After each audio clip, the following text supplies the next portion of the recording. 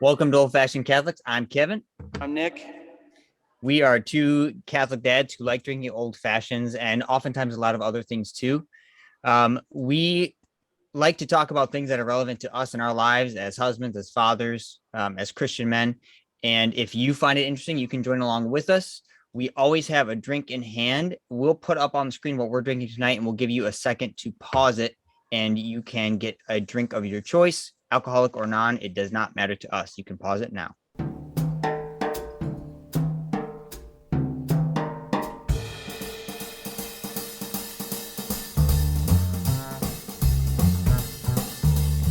Welcome back. As you know, normally we film really late at night because all of our kids are asleep and our wives are asleep. Tonight is a little different, as you can see. It's cool. Just let her on. That's cool. We have a third party here tonight. We are filming at Catholic Family Camp there you go, in McGregor, Minnesota. And we got a stowaway here who's running around the church as well. Whose child is that? So the only little difference is that we're not allowed to have alcohol on the campus here. Here, go to mommy. We're not allowed to have drinks, and so nobody has a beverage of any kind. So when you put the drinks up on the screen, there'll be none for us. I brought bitters and cherries, but nobody was too interested in just kicking back. I think somebody in the audience has something besides water. It looks like water. Is it vodka?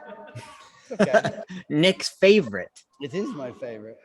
So anyway, so Kevin, how was your day, man?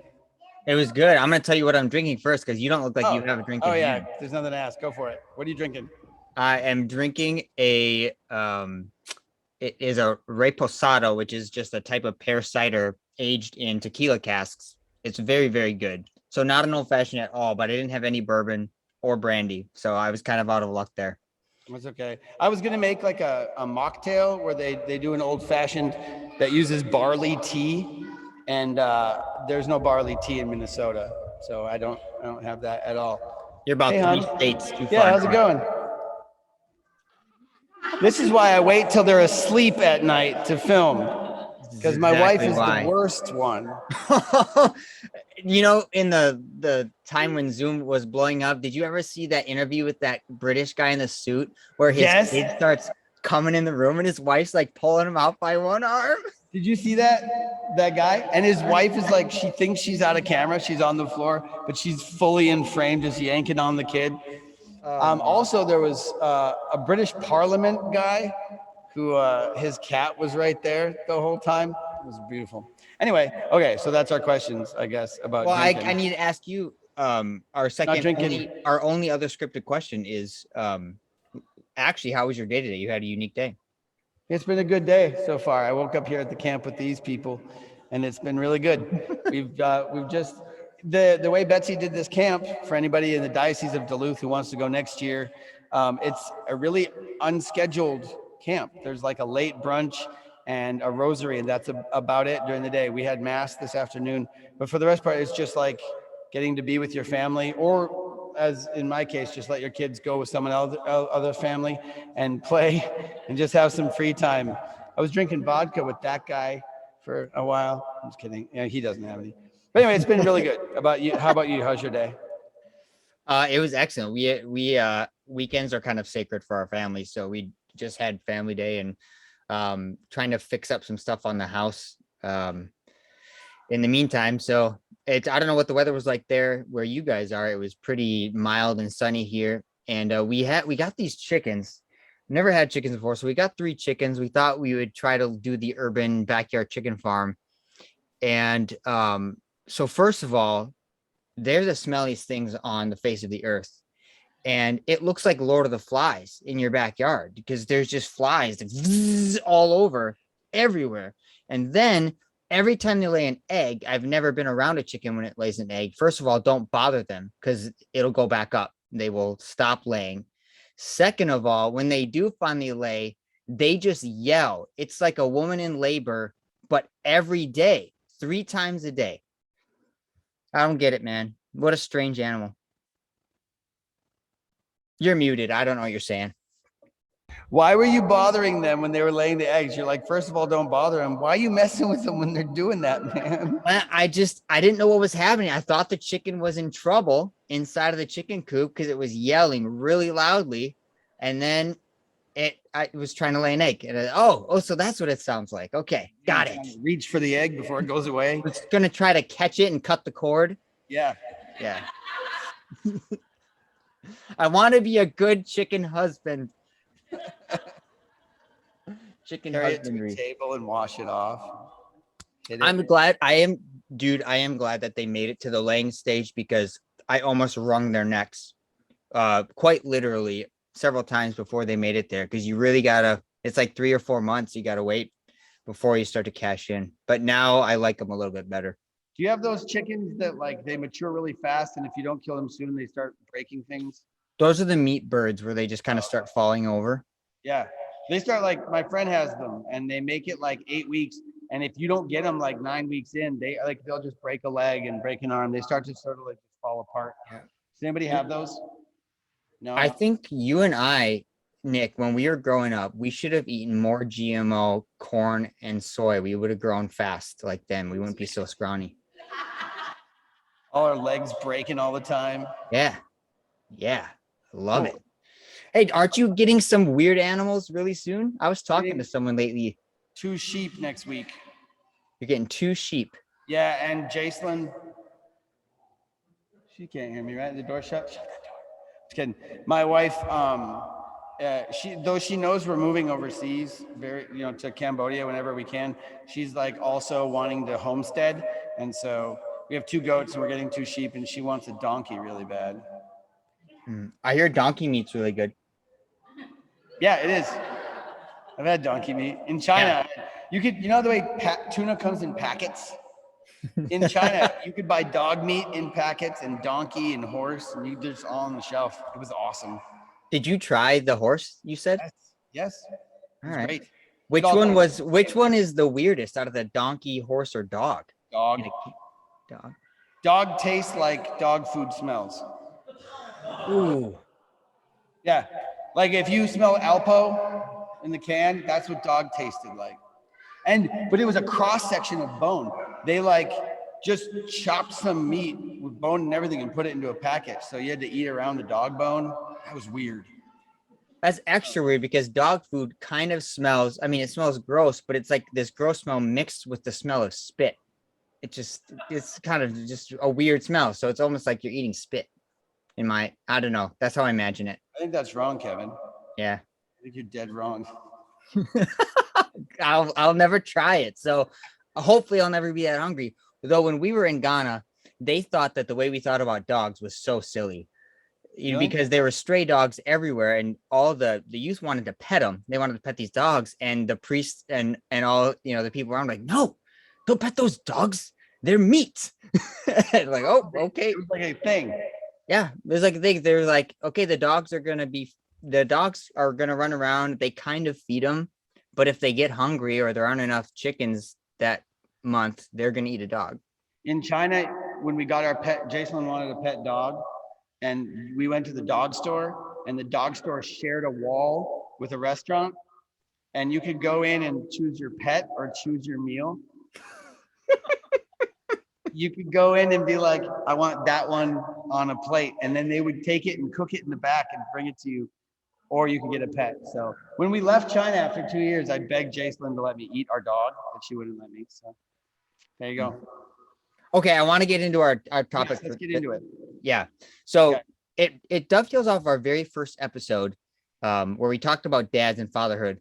After all of the episodes that we've had now, I'm coming back thinking more and more, you and I, we need to continue to work out how to be better, like how to become better dads, how to do a better job for our wives, how to do a better job with our kids. And I'm saying it generically, we can get it, get into it specifically. I don't really know what we'll end up titling this. Maybe it's just how to be better parents, or how to protect our kids too. It all kind of goes. How to prepare them for the world. I was talking with Betsy earlier, like just that idea of you're given these kids for a little while, and it seems like with kids it's taking forever, like they're never gonna leave. And but at the same time, it goes so fast. And then at some point, they're just out in the world, and if they're not prepared, it's kind of your fault. We were even talking about millennials and how like millennials have a bad rap because generally there's like an ineptitude and a laziness and just like I just want to live at Starbucks and run a startup or whatever. But like that's all on the parents. Like that's if they're not prepared for the world, so much of it is on you as a parent to have taken that responsibility seriously. So that idea of like there's how do you be prepared like in the myriad ways that a kid is going to face when they go out there, like as a dad or as a parent, because we have moms in the audience too. Good. It's a really difficult thing for me to wrap my head around because it's obviously it's not a given that it's going to work. Right. And I've seen that with, my family and other people's families. I already, feel how difficult it is just with having young kids, but it's like, you're trying to prepare your kids for the world. You're trying to prepare them for a battle. And the battle is this lifelong battle for us to reach heaven and to go there with our whole families and to all be there together and celebrate, and with our best friends and our priests and everybody are all supposed to be there together. But it's like I don't know what the landscape of the battlefield really is. Yeah. Things are coming at you so fast, and things are coming up that a day ago I didn't even know this was a thing, and now today here's another thing I gotta protect my kid from. It just seems to be such a shifting battlefield. It's like the battlefield is spinning, like in Catching Fire, the second Hunger Games movie. It's like you just get your footing, you're fighting, and then they spin the clock and everything is now just in a different section, so you don't know what's coming at you. Do you ever feel that way? I feel that way, except for the reference to the Hunger Games. I don't oh, know. Man. I mean, I've seen them and I read them, but I don't remember them. They're kind of forgettable. Whatever. But, well, I would say this, like anybody in the room then or anybody watching, if you have a wide range of kids where you have little ones and everything's like their days are like endless and beautiful and they're just joy filled and everything is wonderful and there's no future, it's just now. But then when you get like a teenager, I have a teenager in the room, you get a kid he's 2 years from adulthood and you start to realize, oh my gosh, like he has a different world rushing at him than I did. Like even just the idea of like being able to FaceTime with your significant other as a teenager at night. Like just like the end of the day, just being able to sit there and talk late into the night on a screen, like that didn't even exist. Like you had this separation where you kind of retreated to your home or whatever, and now you can still be in touch with the entire world always, and they still have input into your life at any given point. Like I don't know, I just feel like you said, the changing battlefield. How do you prepare them for like what you don't even know is coming yet? like the different aspects of battle that are coming. But there seems to be that there would be some very specific things that would be true no matter what. Like upon first thought, right? Do you have one in mind off the top of your head? Well, no. Well, I mean, when you think of like for every adult in the room or every adult watching, like there are certain fundamental things as an adult that you're always going to need. You're always going to need to stay close to Christ. You're always going to need to like grow in charity and grow in respect and integrity. And I guess the virtues, things like that, those, though they'd be applied differently to each new thing that happens in technology, it seems like those would be the underpinning, things like that, like the virtues and relationship with Christ. I don't know, but that's just off the top of my head. I don't, what do you then actively have some way that you're like telling your kids, or like if they don't know, that you're actively working to prepare them for adulthood? No, I was hoping you would give me ideas. That's why I wanted to have this talk. No, and actually I had a fun idea just a second ago. It would be fun. We could go back and forth. And maybe some people in the crowd would raise their hand and share with you. I won't be able to hear them, but you can relay it. What are things that you think are essential to implement for you as parents, for your families or your kids, whether that be certain work, certain prayer, certain do's, certain don'ts, certain rules, certain boundaries? I don't know. What do you think about that, Nick? Well, it's funny because my knee jerk is to say prayer, but I have not done that with my kids well enough yet. So I don't want to say it out loud. Well, and that's really generic too, because you can like say prayer, but I think it'd be fun to like come up with specifics. Like Okay. you come up with a specific, I'll come up with a specific, and then we can go from there. Okay. And then you guys can get ready if you have some as well.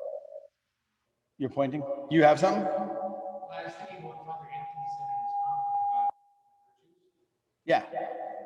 and how introducing your kids to habitation being an essential thing. Introduce Kyle Eller, who we finally got on the show. Yes. I don't know how to deal with the feedback. There, Kyle Eller said, say it again, the virtues. Father Anthony's homily today, he talked about teaching the virtues and having the positive outweigh the negative. Oh, Also adoration. so teaching the virtues, but having the positive outweigh the negative. I'm not sure why it's doing that. It's getting real bad all of a sudden. It's because Kyle's not supposed to be on the show.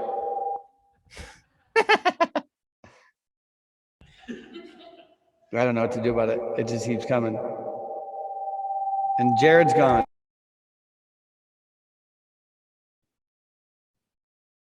If anybody knows where the gain button is, you can try to turn down the gain. The gain, does anybody, Tony. Oh, Mr. Vodka.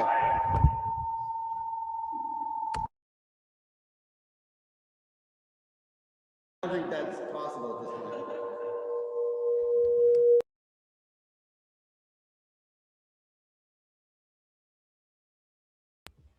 Check. No. Could it be that your microphone is right between you and your laptop? I don't know. Well, but there's no sound coming out of the laptop. Okay. Hey, Vodka Man did it. Yes, Vodka Man, Vodka FTW. Man. There's no echo at all. Well, a little. You kind of did okay, Vodka Man. Jared, you're fired.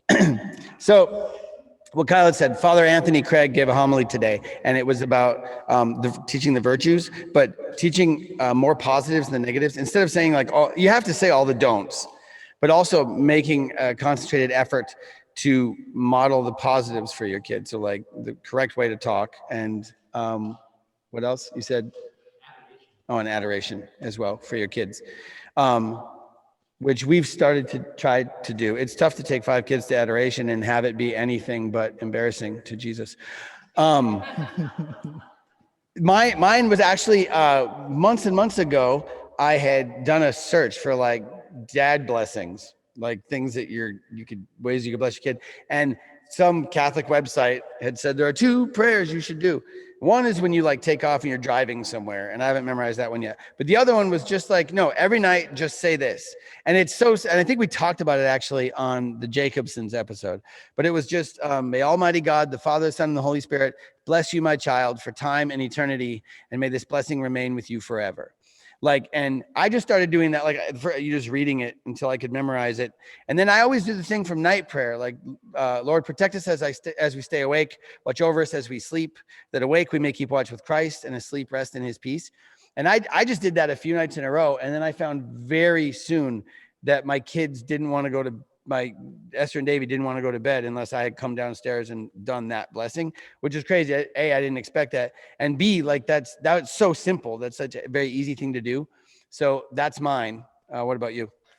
Well, that's cool. I want to actually talk about both of those, because the first one that Kyle's talking about, I don't think that could be overstated how significant that would be, because I think that the natural tendency for all of us in our concupiscence is to get stuck stopping the negative or correcting the negative rather than teaching virtues positively. I mean, I think most of us probably couldn't even name all the virtues. Kyle could. Yeah, but that's why I said most of us. So he better be able to. So to me, that's a good reminder for me, because I've caught myself lately being really negative with correcting my kids, or just kind of like being really snappy. Our friend Zach calls it being mad dad's out. And where your kids doing something, you correct them and you tell them that you can't do that, here's why you can't do that. today my 3-year-old kept lying to me that she was wearing underwear when she wasn't. And my temptation was to be like, don't lie. But I did have a moment of grace that I said, we tell the truth. And then I locked her in a room to prove to her that we tell the truth. Well, I know like 3 hours ago in this room right over there, we were at mass and like Jesus was here and everybody is like the rows in front of us are getting up to receive Jesus and we're gearing up and Davey sidles over and very loudly just says, I wonder what kind of food they're going to have in the cafeteria. And I was like, Davey, Jesus is waiting. He's like, oh, no, whatever. So then we got up and we came through. And when we went and knelt down, Esther sidled up next to me. And I was like, because she often will come up and just lean when we pray. She came up and she just said, I just saw a woodpecker. I was like, son of a, shut up. Just shut up, please. And it's great because I think Jacelyn took the kids to bed. Jacelyn hums. She doesn't know she's humming. And she will hum. Did anyone hear her? No? Sandy, did you hear her? You were nodding. It was, I wonder what kind of food they're going to have. Receive Jesus. I saw a woodpecker.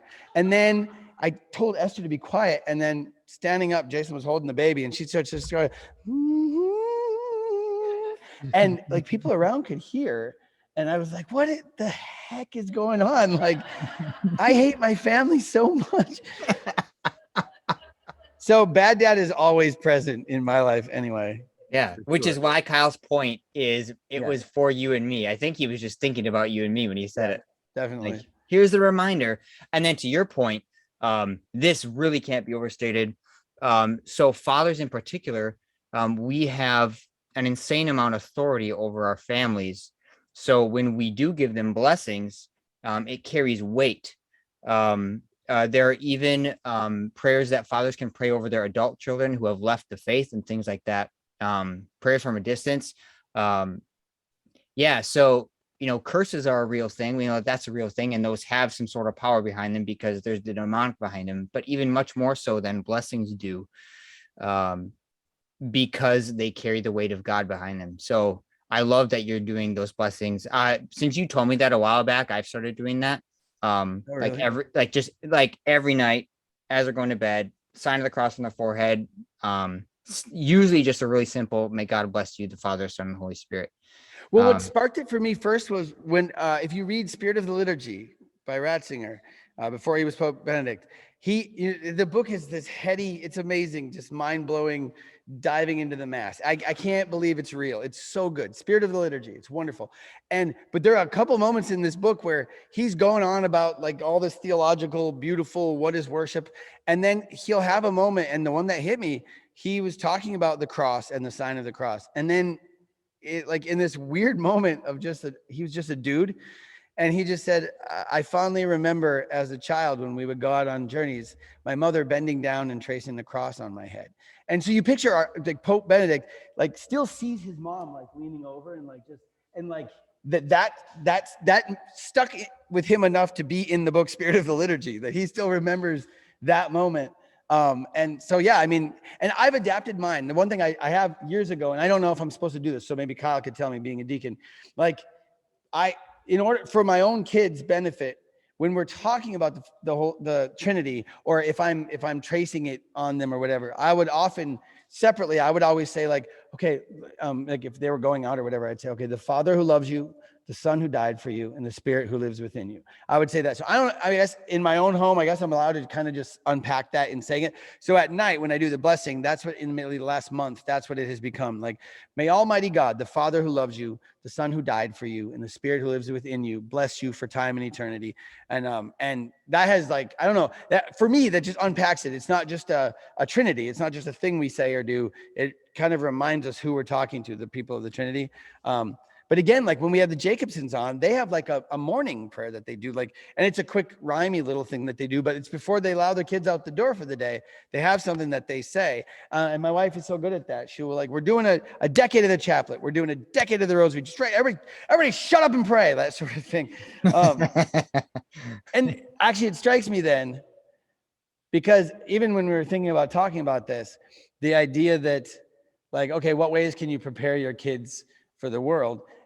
the knee jerk is to be like, okay, how do we deal with devices, and how do we deal with dating, and how do we deal with, but then I guess when it comes down to it, it all just comes back to the virtues, spending time with God and those sort of things.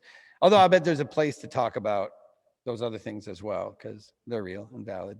Yeah. All right, I got one. Okay. I think that as a rule, all of us as parents, before we are allowed, no matter what age our kids are, before we are allowed to hand them a cell phone, we absolutely need to know what's possible on Instagram, on TikTok, on Facebook. We need to know what's possible, because I don't think a lot of people even understand what's possible with just the free apps that are safe, or, they're not safe. We know they're not safe, but I think we as parents, it should be like a rule that we have to know what is possible for them to, within 15 seconds, get involved in from opening up their phone.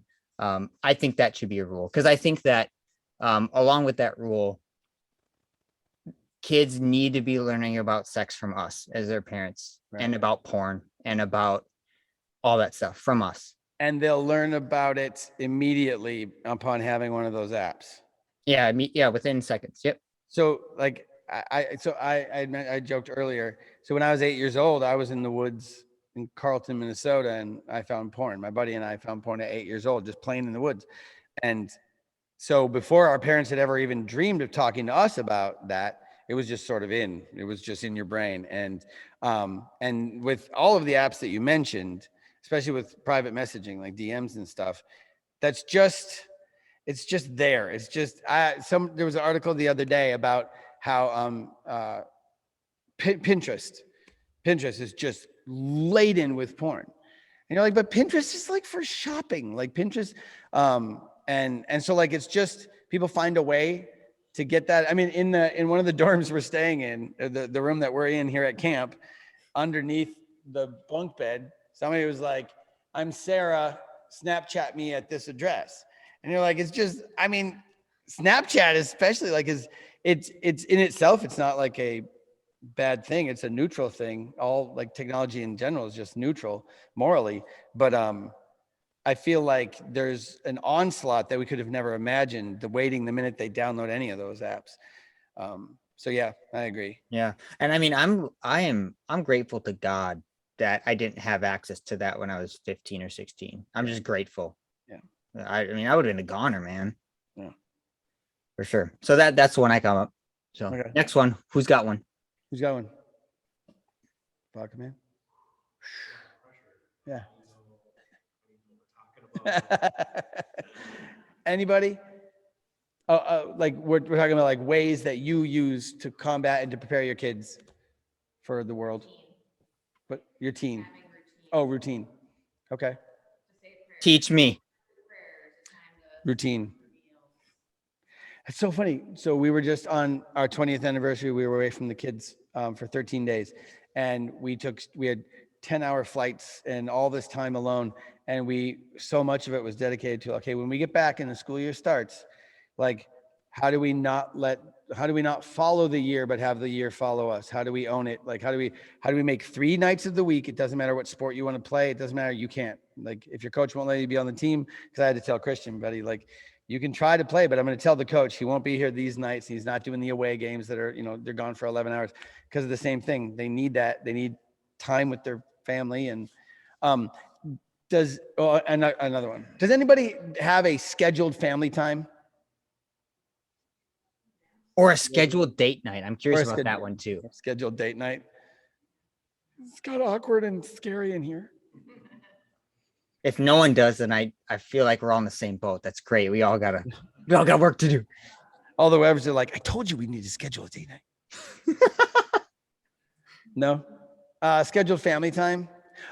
Yes? It's just a set thing? Tell us more. Morning prayer and evening prayer. They didn't want to be on camera. Oh, hey, there's another side of the room.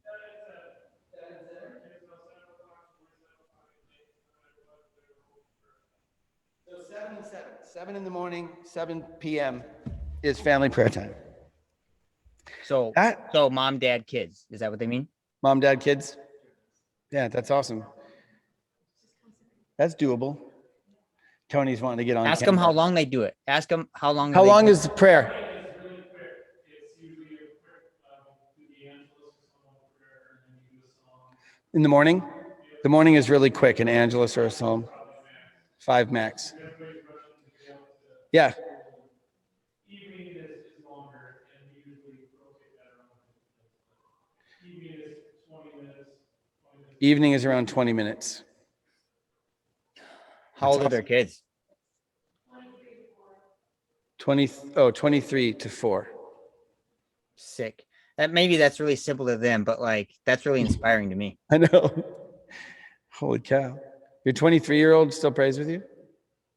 Yes. Well, that's the one thing we force our kids is let them pray with us. Oh, okay. Everything else we don't mandate them to do and stuff, but prayer time, if they're in the house, we wake them up. If we're up till 2 o'clock and start doing prayer time. So there are kids that they still live in the house with you? They're home from college for the summer, and they can do everything else they want, but if they're home for the prayer time, they have to, if they stayed up till 2 a.m., it doesn't matter. They have to get up, do prayer. That's awesome. Those are the most heartfelt, angry prayers. Yep. Every Sunday after Mass, the first thing they do is play a family game. Every Sunday after Mass, the first thing they do is play a family game. Dude. Is it a set game? Ticket to Ride, Catan. Ticket to Ride, Settlers of Catan. Oh, yeah. Mm. Man, I'm going to get that longest road card. Okay, anyone else? That Betsy. excites me. Today was the exception. I count 5 times in a row. Anybody home, we decide on Friday when we're going to Mass together. We always go to Mass together. On Sunday? Like 5 to 35 years have we not gone this. So in like 35 years, there might be 5 times that they have not gone to Mass together as a family. They decide on Friday when they are going to Mass together, and then they do that. That's awesome. And she's got a lot of kids. She has so many kids. There's like popping all over the place. Yeah, she doesn't even know where they are, or she doesn't name them anymore. Yeah. It doesn't matter. It's here. Go back to adoration. Something we started doing was we would go. I have 4 boys that are really. They're circling back to adoration. I'm just going to whisper it. Go ahead. We go to like the last half an hour of adoration. They go to the last half an hour of adoration. So we only have to disturb people. I heard that. So they only have to disturb people for like 20 minutes. And then there's benediction, and then we anoint the priest and talk to him after Mass. That's awesome. We were lucky enough, there was an open time slot on Monday nights in International Falls for my wife to go to adoration. And so there's no one else but us to annoy. And so when we do take the kids to that, sometimes Jacelyn just needs it after a day working with patients and stuff. But oftentimes we'll go and same thing, just kind of annoy each other though. I want to ask her, with being a family that goes to adoration, what kind of recognition do you feel like your family, your kids have of Jesus in the Eucharist versus before you did it, or when there was a time where you weren't doing it? Do you feel a difference? Do you notice a difference? I don't like the word feel, but do you notice a difference in your life or how it impacts their view of the Eucharist? I think so. Like with the little kids, I don't know. I didn't even know what adoration was when I was growing up until I was a teenager. So they kind of understand. I mean, my boys are really crazy. So, but it's more so than prior to. More so than prior to, yeah. Her kids are crazy, she was saying, which we understand. Our 2 sons murdered animals together while we were on the patio above them one time. So it's fine. I understand. Annette, you had one? We have adoration Friday nights. And Okay. there's a family room at the church we go to. So the kids only come out in like their age amount of attention span and time. Okay. So we'll start like 15 minutes by ourselves. They're in the room. And then the first one will come out for 15 to 20 minutes and then go back. And then the next one will come out. Ah, And the little guy is always watched by one of the older siblings. And he's out maybe 5 minutes at the end. So Did you hear that? That's sweet. That is awesome. That's really great. Because then you don't have them all at once in there. Every once in a while, they're out at the same time, trying to get them not to run through to the bathroom. And Sure. like that. That's I'm great. hearing a lot of adoration. I wonder amongst us, our generation, you know, parents with kids who are under 18, if there are more people that go to adoration versus 20 years ago or less. I don't know the answer. It just makes me think, like, it sounds like a lot of people go. That's powerful. The answer is that we didn't know adoration existed. Oh, yeah. We literally did. She said the answer is they didn't know adoration existed. Hmm. Yeah. That was JP2. Kyle said it was JP2 that kind of. What a boss. Seriously. Seriously. Adoration is something, actually, when we weren't Catholic yet, but I was a Catholic youth minister at St. Ben's in Duluth. We used to have this thing called D Week, Discipleship Week. And I had never been, but I had to go to D Week. And I was still so not Catholic in my brain. Like I was believing, but I wasn't there yet. But we had like the adoration night of D Week was the first time I was ever in a room with, at the time it might have been like 150 teens kneeling on marble floor at Scholastica for 3 hours.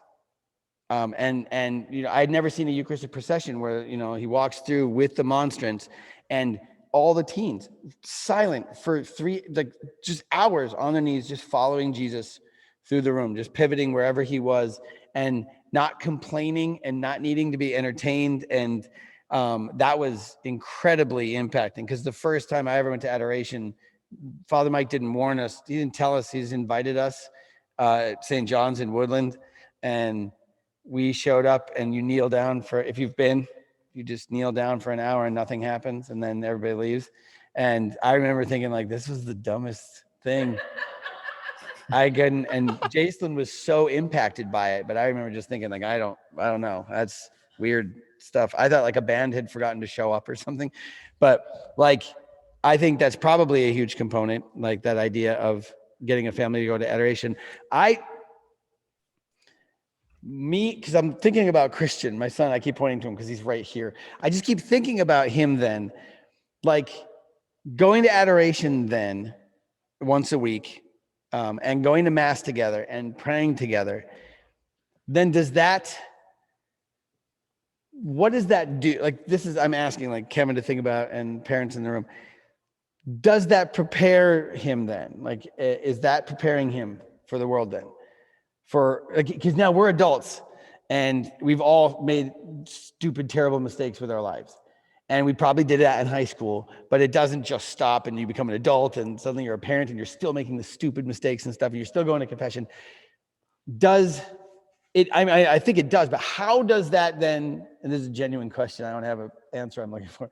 How does that prepare him then for the onslaught that we all know is coming when he leaves the house and he's in an apartment? Like, just what are thoughts on how that prepares? It seems like that should be largely adequate when it comes to being prepared for the moral issues of the world. Just how, though, does it? What's that? Teaches them to be the salt and light. Teaches them to be the salt and light. Okay. I think in some ways, Nick. Oh, go ahead. I'll wait. Kyle. You know, having an interior life and having an active relationship with our Lord and active friendship with our Lord is really what enables everything we do in life to be fruitful. It's what enables us to resist the things that are harmful. It allows us to see who we truly are and what truly matters and what reality really is. Because I think the world is so present with being bombarded with everything all the time that we actually tend to sort of get lost in this artificial man-made reality that's not the true reality. And when we come to adoration, when we come to our Lord and we encounter our Lord there, that's when we truly know what's real and what matters. So I think that more than anything is. Okay.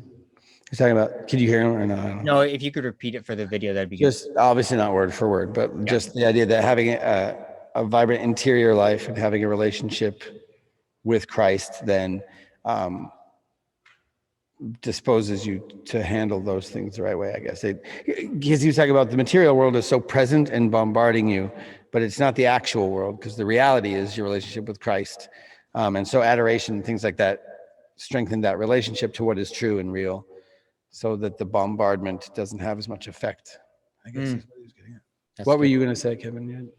I was gonna say, just for my own experience, I started going to adoration as a senior in high school, and hadn't ever before that, and had a pretty big conversion that senior year, which caused me to start going to adoration. It was kind of like the result of it. But what I found out is that it granted me, and by it I mean Jesus, it granted me a large amount of immunity from things that I didn't even know I would come up against once I went off to college, freshman year, sophomore year, junior year. You know, there are so many things that do, come against us, but you can't really imagine what they all will be, or what the situations will be, or how it will come about, and where the devil's going to attack your weaknesses. But I could tell very clearly that my commitment to adoration insulated me or inoculated me from a ton of stuff that was being thrown at me, especially my freshman year of college. It was like a night and day difference from senior year, beginning of senior year, to freshman year of college. And adoration was the thing. And it was never flashy. There was never a band. I was always by myself in my neighborhood church late at night. And it was always quiet. And there was never, anything spectacular that happened. It was just a slow change. So adoration. 100%. Large. Do you have, what limitations screen wise? What do you have for your kids? I don't, so they, our son never touched an iPad until he went to school at kindergarten, and we found out about it afterwards, and I was freaking pissed. Because we found out that they had these little groups where they get to do little like learning games on iPads for a half hour every couple of days, and kids were getting through the firewall to get on YouTube. Yeah. And it's like, that's not acceptable. He's 7. He was 6. So we're pretty limited on our screen time as far as that goes. Like, they don't get to touch our phones. They don't use we don't have an iPad, but they don't, if we had one, they wouldn't touch it. And the stuff that they get to watch is just stuff we've already seen. Like, we're not guessing. So it's, yeah, we like Formed. There's a lot of cool stuff on Formed, or like Octonauts, and just like random stuff on the kids' Netflix that we've screened. But I guess everybody's all over the place with that. I guess our kids probably get about 5 hours of screen time a week or something like that, but they're all really young. So anybody screen policies? No phones till junior in high school. Okay. See, Christian, it's cool. We got Christian a phone when he turned 15, but we got him a dumb phone. So he has. Is there anybody out there, Nick, that their kids, like, before a certain age, get zero screen time, like zero TV or movies or anything? I'd be just curious to know. Anybody with zero? We tried to wait until they were 2, but with the youngest, it didn't work. Yeah, they tried to wait till they were 2, but with the youngest, it didn't work. Makes sense. Sandy, you were. Yeah, we tried that. The first kid, it's all fun and games because you can control it. Sure. But then when the older kids are learning, like, oh, we get to watch whatever cartoon, and then the little ones trail into your one by default, and then they're, And there's a certain aspect which it's the content maybe that they're ingesting, like that ends up being maybe more overpowering than just the fact that they're looking at a screen. Like my phone had gotten too bad to use as a phone, but it's just the thing that they play games on, and they get 30 minutes a day.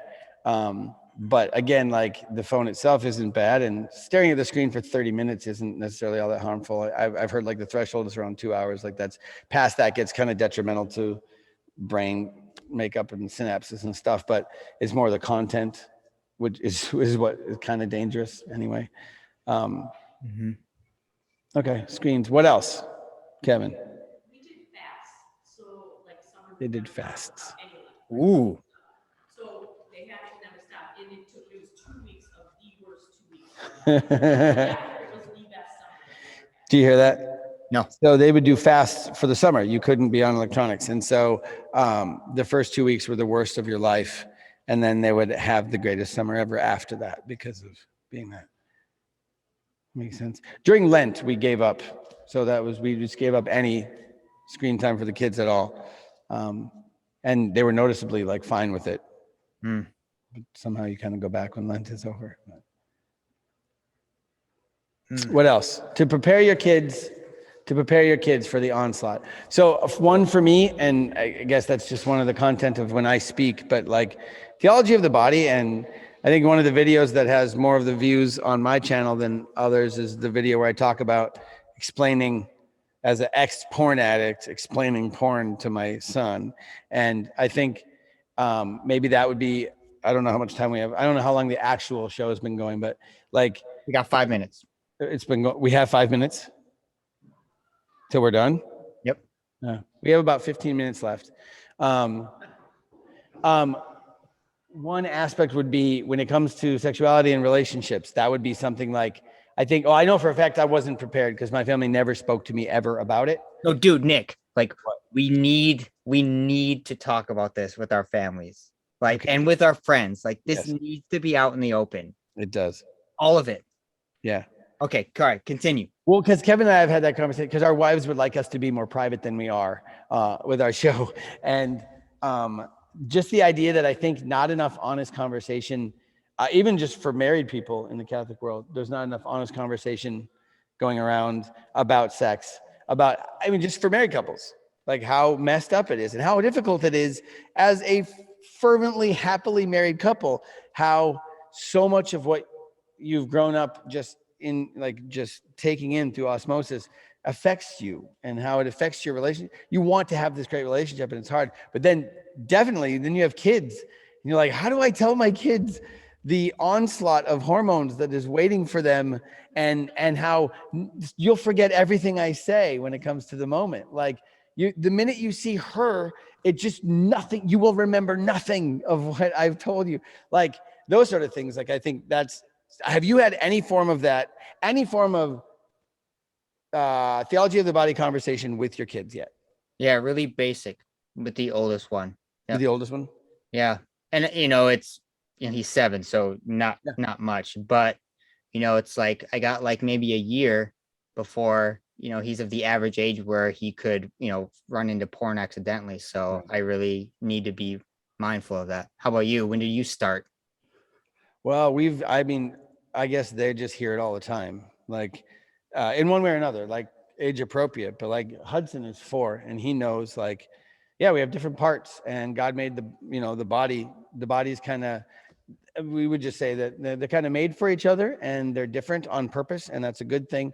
You talk about like privacy and relationships and stuff and how mommy and I are different together than we would act with friends. And you always, you act different with, like I've talked to my dating son, like you act different when you first meet somebody and when you've been dating a while and when you're engaged and when you're married. Like there are varying degrees of appropriateness for every relationship. So to the degree that it's appropriate, you can act that way. But I mean, we've had, I guess it's just with Esther. So our 12-year-old and our 15-year-old, we've had very blatant conversations, probably too awkward for Christian. But I think it's always just around. Mom and dad are always trying to talk about it. Plus, there's any of the number of issues that are plaguing society in the church right now that deal with sexuality, that it's like we had to stop. So we love superheroes, DC universe, and there's so many shows that we got into, and then just it's not at the show anymore. It's just an agenda. And so we had to stop watching the shows. And so you have your 4-year-old saying like, why can't we watch this show anymore? Like, it was so fun to watch these episodes and be like, well, we can't because remember when this happened, that was just a lie. And so then our show's starting to lie to us and that sort of thing. Like, so we bring it up when and how we can. Anybody else in here? I know some of you have your kids in the room with you, but that hasn't stopped me. So anybody had any sort of conversation like that to prepare them for what dating? Yeah. Yeah, when they were, especially our oldest, when they're kind of younger and you see so much stuff in advertising or like we're at a restaurant or something and there's an advertisement that's over there's respectful ways to portray women and not like the way that they have this woman dressed. That's not really respectful to her. Is it? Oh, it's not. So using the opportunities that are out there to say like, yeah, this is out there, but it's wrong. Yeah. Does anybody have teens that you've talked to flat out about things yet? No, not so much. Yeah. It's time. Tough. Oh, good. It's time. It's time to do it. It's time now. Yeah. Yeah. I thought you were saying to end the show. I'm like, well, we're kind of in the, I get you. Yeah, it is time. I again, with Christian in the room, like he knows my past just as much as Jacelyn does, like my mistakes I made dating in high school and into college. And I've tried to let him know, like, because we've cracked down. I mean, he's got a girlfriend and he's dating, and we've been so present. It resembles old school courting, with the old school where like you can be in the parlor and you guys can sit and talk to each other, but you don't really need to do anything else. And you just get to know each other. And that's tough. It's difficult. Like, especially when no one does that. Like you can start to feel like I'm being a jerk parent, like I'm ruining things and he's not going to be prepared for relationships. But then I just remembered, no, I didn't have parental engagement when I was in high school, and I know that I'm still atoning for things that I did back then. So like I've tried to tell him so often, I'm just trying to spare you having to come back years later and be like, I'm really sorry to so-and-so, like and that's what happens when it's just left unchecked. So yeah, if you haven't, as awkward as it is, and he'll tell you, it keeps staying awkward, but like, just have the conversation with your kids. There's no reason not to. There's no reason not, again, because the world doesn't wait till they're any age. Like our culture doesn't wait. Just to pause you for a second, Nick, like we all know, and you and I both know, it's not the conversation. It's not the talk. Right. More like it's time to make it a little more integrated. If it's something you feel like you've kept, under the radar, or you don't really discuss much around your kids with your husband or wife, it needs to become part of life and a part of conversation, because Saint JP2 says so. He says that it is an adequate anthropology. Like it is adequate for the thread of our lives to run through the theology of the body and the way we understand it and talk about it. We should talk about it. Yeah. Yeah, definitely. And I mean, and please, like, be blunt and blatant and awkward. If you're awkward, that's good. You should be awkward. Like because again, just picture them in their first sexual experience that they're not prepared for, that they weren't ready for, and they just weren't strong enough to understand the situation and just gave in. Like I keep doing that. I picture myself like first time I was in the back seat of a car, and like, man, I wish. And actually, the first time I ever heard theology of the body from Father Mike, we were never going to be Catholic. We just went to a talk, and I walked out, and I remember like one of the first things I thought, I was like, where was this when I was 12 years old? Like why couldn't somebody have been there when I was 12 and said that cohesive and complete of a thing that JP2 said? So like, please. And again, if theology of the body isn't something that you're used to, get used to it. Like, talk to me later. There's tons of links and resources and whatnot. But yeah, I think that might be the other thing.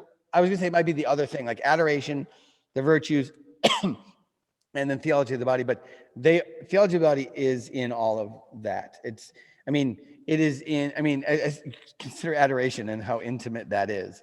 Like, intimacy is written into theology of the body, and it's written into your life as a Catholic with the sacraments. So definitely, please talk to your kids. What else?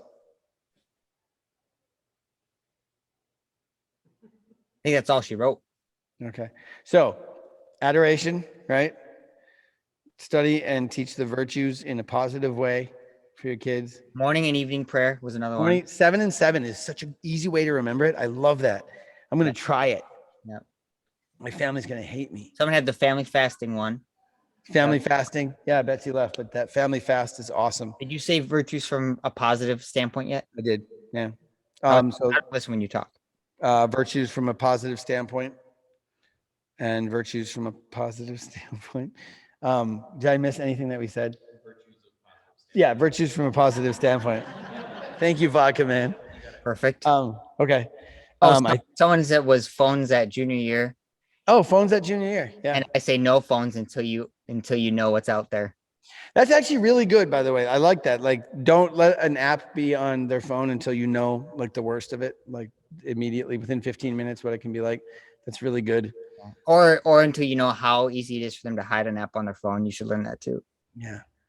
And if you're out there and you got the guts, just give your kid a flip phone. Just I mean, it's funny because he tells me all the time, like, yeah, I was at this thing and they asked me for my Snapchat, and I just was like, this is what I have. I love you, Christian. Yeah, they're great. He can talk and text, and they're cheap, and nobody's spying. There's no tracking anything. So it's totally Jason Bourne. So those are some of the big ones. Were there any others that people had for rules of life? Rules of life. Anything else? Okay. All right. I guess do the toast. You got to do the toast. All right. To all of you who are participating in Family Camp Weekend, that will be a time of renewal and grace and blessing to recharge your families for full steam ahead for the week to come and the challenges that God has in store for you and your families. Cheers. Cheers. All right. See you next time. You have an outro. You have an outro that you used to say. Nope. We were live and I was like, Kevin, you usually have the outro. And he said, see you next time. I was like, that's not an outro, you idiot. And that's how the show ended. You used to have this thing. You'd be like, if you enjoyed, please check. I don't remember what you said, but I got nothing. All right. Well, I can't end this thing from down here. I have to go up there. So all right. Good to see your face. Have a good night. Good night.